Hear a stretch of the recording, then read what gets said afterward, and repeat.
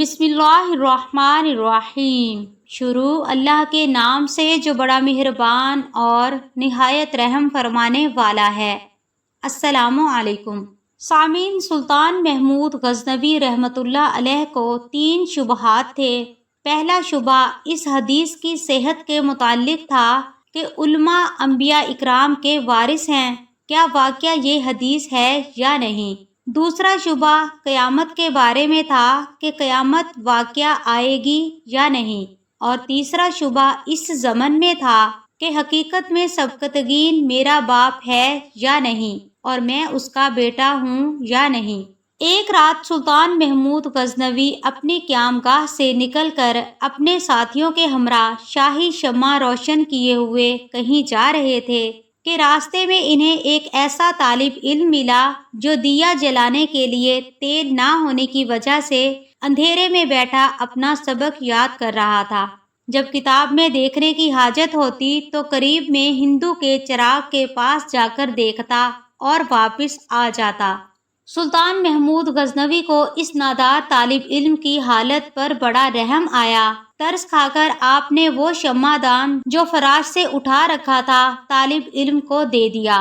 جس رات یہ واقعہ پیش آیا، اسی رات خواب میں سلطان محمود غزنوی رحمۃ اللہ علیہ کو حضرت محمد صلی اللہ علیہ وآلہ وسلم کی زیارت نصیب ہوئی۔ سرور کونین صلی اللہ علیہ وآلہ وسلم نے سلطان محمود غزنوی رحمۃ اللہ علیہ سے فرمایا، اے ناصر الدین سبکتگین کے فرزند، اللہ تبارک و تعالی قیامت میں تجھے ویسے ہی عزت سے نوازے گا جیسے تو نے میرے ایک وارث کی قدر کی ہے۔ اس خواب کے بعد سلطان محمود غزنوی رحمۃ اللہ علیہ کے سارے شبہات دور ہو گئے، کیونکہ اللہ تعالیٰ کے نبی نے جو فرما دیا تھا اس سے بڑی تصدیق اور کون کر سکتا تھا۔ سامعین، ہندوستان میں سومناتھ کا مندر پورے ہندوستان کے لوگوں کا مرکز تھا۔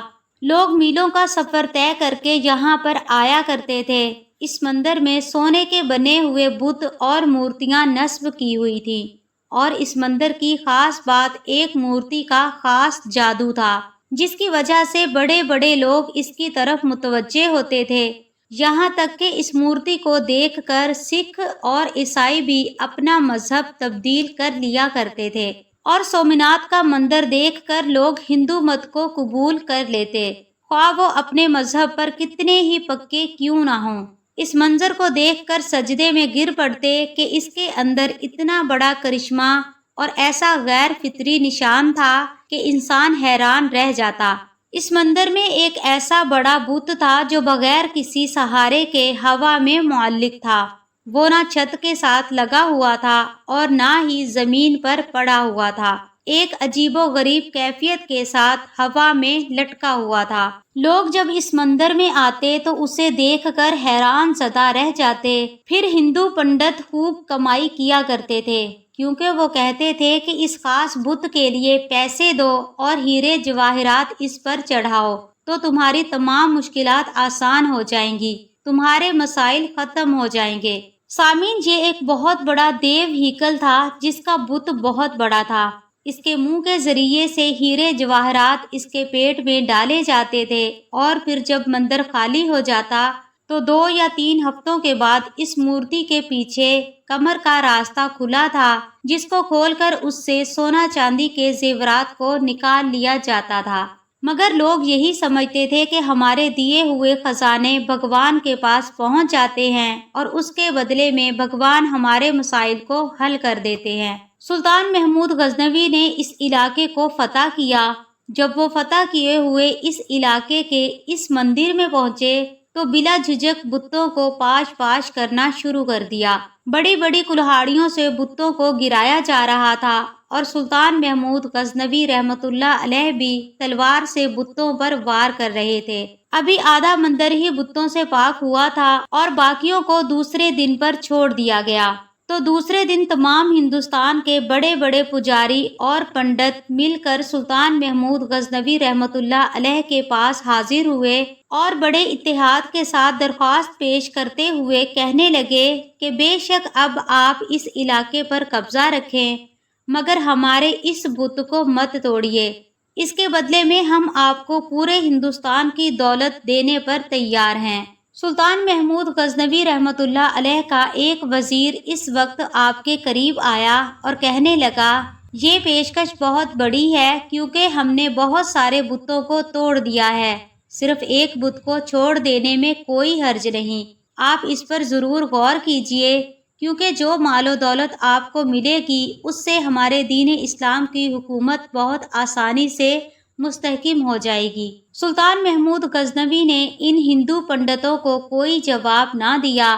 دوسرے دن اپنے ماہر سائنسدان البیرونی کو لے کر مندر میں پہنچ گئے کیونکہ آپ اس معاملے کو حل کرنا چاہتے تھے۔ جب آپ مندر میں تشریف لے گئے تو بت کو چاروں طرف سے گھوم کر دیکھا، کوئی پتھر، کوئی چیز یا کوئی بھاری چیز یا کوئی معمولی سا سہارا بھی نظر نہ آیا کہ جس پر بت کو ٹھہرایا گیا ہو یا جس کے ذریعے بت کو ہوا میں لٹکایا گیا ہو۔ سلطان محمود غزنوی رحمۃ اللہ علیہ بہت حیران ہوئے اور البیرونی کے ذمے لگایا کہ آپ اس کا معائنہ کریں اور اس کی وجہ ڈھونڈیں کہ اس بت کو ہوا میں کس طرح سے ٹھہرایا گیا ہے۔ عجیب و غریب سماں بن چکا تھا۔ بہت سارے وزیر اور سلطان محمود غزنوی بھی وہاں بیٹھ کر دیکھ رہے تھے کہ آخر اس کی کیا وجہ ہو سکتی ہے۔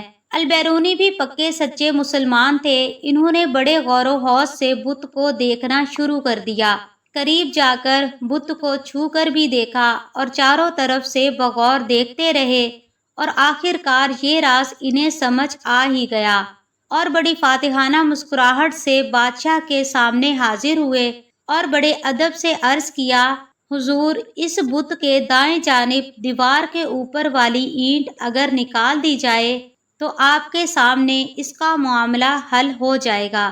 سلطان رحمۃ اللہ علیہ جو کافی دیر سے تحقیق کرتے ہوئے دیکھ رہے تھے، وہ گہری سوچ میں پڑ گئے اور اپنے ایک وزیر کو حکم دیا کہ جن اینٹوں کی طرف البیرونی نے اشارہ کیا انہیں فوراً نکال دیا جائے۔ جب وہ اینٹیں نکال دی گئیں تو بت کا راز فاش ہو گیا، کیونکہ دائیں طرف والی دیوار سے اینٹیں نکال دی گئیں تو وہ دائیں جانب دیوار کی طرف جھک گیا۔ ابھی وہ زمین پر گرا نہیں تھا مگر اس کی ایک سائیڈ بالکل نیچے کی طرف جھک گئی۔ اب یہ چیز پہلے سے بھی زیادہ حیران کن تھی، اینٹوں کا بت سے کیا تعلق ہے؟ چنانچہ سلطان محمود غزنوی رحمۃ اللہ علیہ نے البیرونی کو بلا کر پوچھا کہ اس بات پر سے ذرا پردہ ہٹائیں کہ اب اس تحقیق کی گہرائی تک کیسے پہنچے۔ البیرونی نے بتایا کہ حضور، اصل میں یہ سارا بت بہت اعلیٰ قسم کے لوہے سے بنا ہوا ہے۔ یہ ایسا بت ہے جو مقناطیس کی طرف خوب کھینچتا ہے، پھر اس کے وزن کے عین مطابق مقناطیس کو دیوار کی اینٹوں کے اندر اچھی طرح سے بھر دیا گیا ہے، یعنی اینٹوں کے اندر مٹی کی جگہ مقناطیس رکھ دیا گیا ہے۔ یہ مقناطیس بھی اتنے اعلیٰ قسم کے ہیں کہ یہ پوری طرح اس مورتی کو اپنی طرف کھینچتے رہتے ہیں اور اتنی زور سے کھینچتے ہیں کہ یہ اپنی جگہ سے حرکت بھی نہیں کرتے، بلکہ انہوں نے بتایا کہ اس مندر کے اندر کی ہوا کی آمد و رفت بھی اس طریقے سے ترتیب دی گئی ہے کہ وہ بت کو اوپر کی طرف اٹھائے رکھتی ہے۔ اس تحقیق سے معلوم ہو گیا کہ وہ کون سی تکنیک تھی جس کے ذریعے جادو دکھا کر ہندوستان کے ہزاروں لوگوں کو گمراہ کیا گیا اور ان کو باطل کی گہرائیوں میں ڈال دیا گیا۔ سلطان محمود غزنوی رحمۃ اللہ علیہ نے اس بت کو توڑنے کا حکم دے دیا اور بڑے بڑے طاقتور سپاہیوں کے ذمے لگایا کہ وہ اپنی پوری قوت سے اس بت کے ٹکڑے ٹکڑے کر دیں، حتیٰ کہ اس بت کا نام و نشان ختم ہو جائے۔ سلطان محمود غزنوی کے زمانے میں شہر میں چوریاں زیادہ ہونے لگیں تو چوروں کو پکڑنے کے لیے شاہ نے یہ ترتیب نکالی کہ شاہی لباس اتار کر چوروں جیسا پھٹا پرانا لباس پہن لیا اور شہر میں گشت کرنے لگے۔ ایک جگہ دیکھا کہ بہت سے چور اکٹھے بیٹھے ہیں، بادشاہ بھی وہاں جا کر بیٹھ گئے۔ چوروں نے پوچھا کہ تم کون ہو؟ بادشاہ نے کہا کہ میں بھی تم جیسا ہی ایک آدمی ہوں۔ چوروں نے سمجھا کہ یہ بھی کوئی چور ہے۔ انہوں نے کہا کہ ہم لوگ ماہرین فن ہیں، کوئی عام چور نہیں ہیں، تم اپنا کوئی ہنر بتاؤ، اگر تمہارے اندر کوئی ہنر ہوگا تو تمہیں شریک کریں گے ورنہ نہیں۔ بادشاہ نے فرمایا آپ لوگ کیوں گھبراتے ہیں؟ آپ لوگوں میں چوری کی جو صفت، ہنر اور فن ہے، میرا ہنر اگر اس سے زیادہ پایا تو مجھے شریک کرنا ورنہ بھگا دینا۔ چوروں نے کہا کہ اچھا اپنا ہنر بتاؤ۔ بادشاہ نے کہا کہ میں بعد میں بتاؤں گا، پہلے تم لوگ اپنا ہنر بیان کرو۔ پھر ایک چور نے کہا کہ میرے اندر یہ فن ہے کہ میں اونچی سے اونچی دیوار پھلانگ کر مکان میں داخل ہو جاتا ہوں، چاہے وہ بادشاہ کا قلعہ ہی کیوں نہ ہو۔ دوسرے نے کہا کہ میری ناک میں یہ خاصیت ہے کہ جہاں خزانہ مدفون ہوتا ہے میں مٹی سونگھ کر خزانہ بتا دیتا ہوں کہ یہاں خزانہ ہے۔ مولانا رومی رحمۃ اللہ علیہ فرماتے ہیں کہ جو مولا کے عاشق ہیں وہ مجنوں کی مثل ہر مٹی کو سونگھتے ہیں، اور جس خاک میں مولا ہوتا ہے تو وہ سونگھ کر بتا دیتے ہیں کہ اس کے قلب میں مولا ہے۔ اللہ تعالیٰ کے عاشقین اللہ والوں کے چہروں سے، ان کی آنکھوں سے، ان کی گفتگو سے پتہ لگا لیتے ہیں کہ یہ دل صاحب نسبت ہے۔ اسی طرح پھر تیسرے چور نے کہا کہ میرے بازو میں ایسی طاقت ہے کہ چاہے کتنی ہی موٹی دیوار ہو، میں گھر میں گھسنے کے لیے اس میں سوراخ کر دیتا ہوں۔ چوتھے نے کہا کہ میں ماہر حساب ہوں، PhD میتھمیٹکس ہوں، کتنا ہی بڑا خزانہ ہو چند سیکنڈ میں حساب لگا کر تقسیم کر دیتا ہوں۔ پانچویں نے کہا کہ میرے کانوں میں ایسی خاصیت ہے کہ میں کتے کی آواز سن کر بتا دیتا ہوں کہ کتا کیا کہہ رہا ہے۔ چھٹے نے کہا کہ میری آنکھوں میں یہ خاصیت ہے کہ میں جسے اندھیری رات میں دیکھ لیتا ہوں دن میں بھی اسے پہچان لیتا ہوں۔ اس کے بعد ان سب چوروں نے بادشاہ سے پوچھا کہ اے چور بھائی، تمہارے اندر کیا خاص بات ہے؟ سلطان محمود غزنوی رحمۃ اللہ علیہ نے فرمایا کہ میری داڑھی میں ایک خاصیت ہے کہ جب مجرموں کو پھانسی کے لیے جلادوں کے حوالے کر دیا جاتا ہے، اس وقت اگر میری داڑھی ہل جاتی ہے تو مجرمین پھانسی کے پھندے سے چھوٹ جاتے ہیں۔ یہ سن کر چور خوشی کے مارے کہنے لگے کہ آپ تو چوروں کے قطب ہیں، جب ہم کسی مصیبت میں پھنسیں گے تو آپ ہی کے ذریعے ہمیں خلاصی ملے گی۔ لہٰذا فیصلہ ہوا کہ آج بادشاہ کے ہاں چوری کی جائے، کیونکہ آج سب لوگ نہایت پاورفل ہیں اور مصیبت سے چھڑانے والا داڑھی والا بھی ہمارے ساتھ ہے۔ لہٰذا سب مل کر بادشاہ کے محل کی طرف چل پڑے۔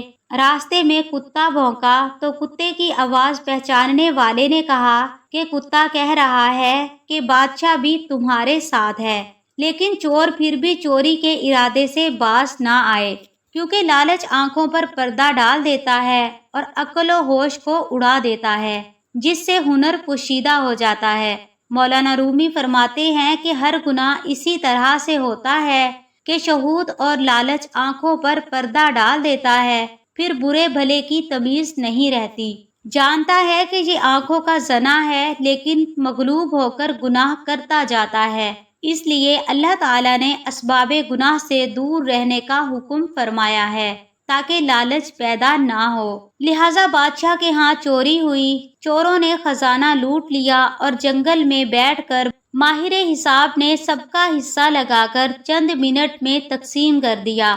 پھر بادشاہ نے فرمایا کہ سب لوگ اپنا اپنا پتہ لکھوا دیں تاکہ آئندہ جب چوری کرنا ہو تو ہم لوگ آسانی سے جمع ہو جائیں گے۔ اسی طرح بادشاہ نے سب کا پتہ نوٹ کر لیا۔